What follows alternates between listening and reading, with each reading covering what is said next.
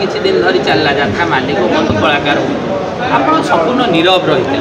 किंतु प्रकृत पक्षे जो रही जो बद उपजी यार समाधान सूत्र कौन मुझे बद बोली भावे आज्ञा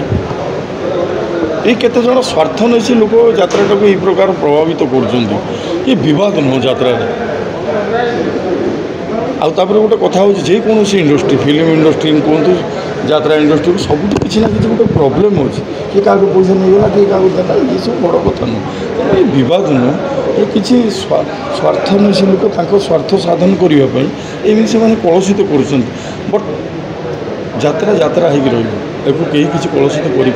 बिना कलाकार यात्रा जो आग को किसी यात्रा मालिक मानकर संघ पक्ष किसी कलाकार को बैन करा जो कलाकार मानू नहीं यात्रा परिचय जो मैंने आपण भाई किसी सीनियर आर्टिस्ट से जो जो विरुद्ध विभिन्न कम्प्लेन आसूँ बैन कर कौन किए बैन कर बैन कर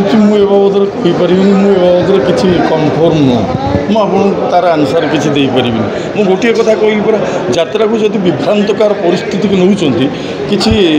स्वार्थपर लोक निजर स्वार्थ साधन करने एमती कर बट यात्रा किसी क्षति हेनी यात्रा यात्रा हो कि आउ गोटे कथा कहूँ आम पड़ोशी राज्यर प्रभाव आम उपर निश्चय पड़ो आज 20 वर्ष तले बेंगल में सब यात्रापाटी बंद हो जाए ठाकुर को डाकुची एमाने बद दूरे की रुहतु आउ यात्रा बंची रो